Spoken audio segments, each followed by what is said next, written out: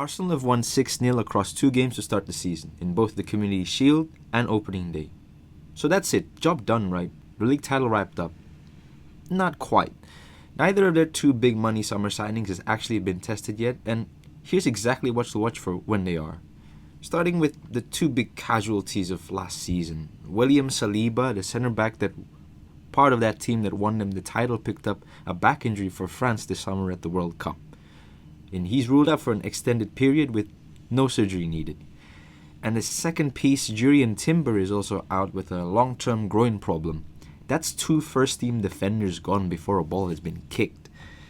And so the response from Arteta and co in the summer is to go and get Ezri Konsa, in from Aston Villa for £50 million plus add-ons. He's comfortable playing at centre-back and at right-back. So that versatility for Arteta is going to be very useful. And he hasn't even made his actual debut yet. The second signing actually was back in July. Arsenal signed Christos Tzolis. He came in from Club Brugge for £34 million. He was confirmed on the 23rd, taking the number 17. And Leandro Trossard left for Besiktas, and Arsenal needed a direct replacement off the left, and upset Tzolis. With 22 goals and 29 assists in 52 games last season at Brugge, a real end product and Premier League experience that he played for Norwich could really be valuable for Mikel Arteta this season. Now, the final one is a headline grabber.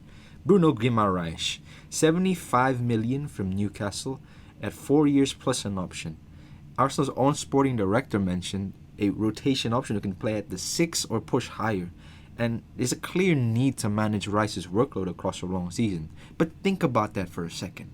Arguably Newcastle's best midfielder is signed as competition for Declan Rice. What a real squad that Arteta and Arsenal are building here. So, those are the signings that they've made in the summer and how they're strengthened. But how do Arsenal actually play, and what does their shape look like? Here's a picture of what their shape looks like as Ben White drops from right back into a back 3 when Arsenal start to build, and he drops as an auxiliary centre back to allow the central midfielders to get on the ball, overlapping only when is needed and when the shape allows him to do so. On the other side, off the left, Calafiori is taking a new role, which is inverting inside from left back into midfield and off the left half space, where the new signing ahead of him, Christos Tzolis, holds the far left position.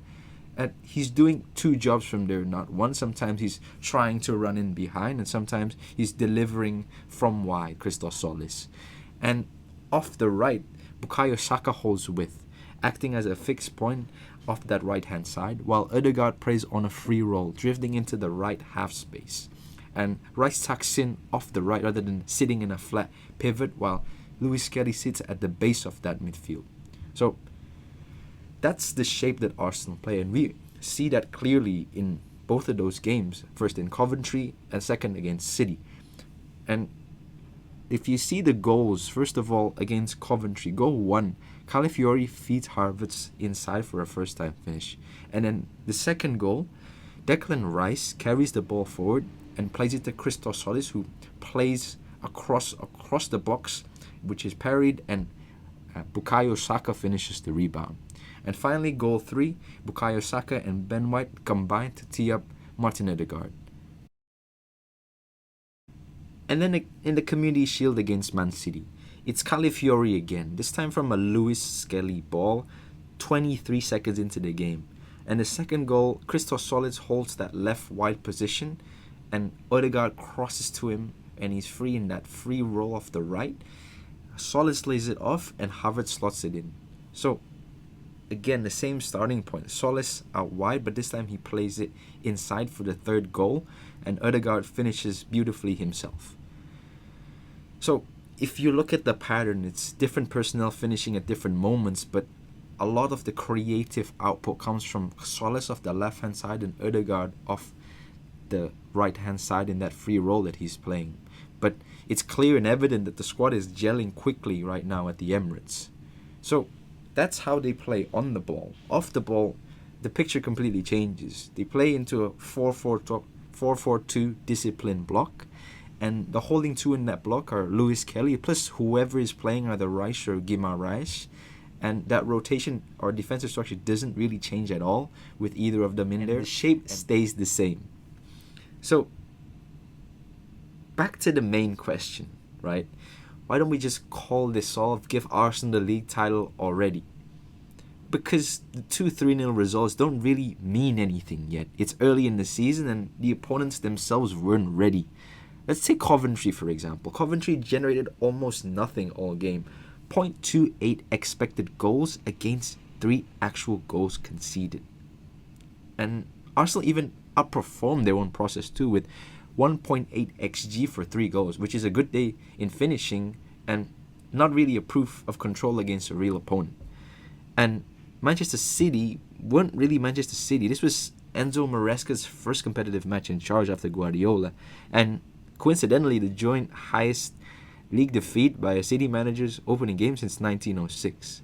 And then finally, neither of the new signings has really been tested. As we mentioned, Konsa hasn't played a competitive minute, Guimarães barely featured, the back three in possession shape, the 4-4-2 block, the Tzolis Odegaard connection. I mean, all of it held up against a promoted side and a manager on his first day, but none of it has faced a settled, in-form opponent yet. And that test is coming. Konsa's expected debut will be against his old club Aston Villa, who themselves are hungry to avenge a 4-0 loss against Brighton, which would be the first real data point for all of this that we just walked through, not just the 3-0 scorelines that we saw them play. And in that game and going forward, we'll really truly see if this new look Arsenal is ready to go back for back in the Premier League and win the league title again. That's all for the breakdown. I'm the Third Runner. Like and subscribe for more Hidden Plays breakdowns.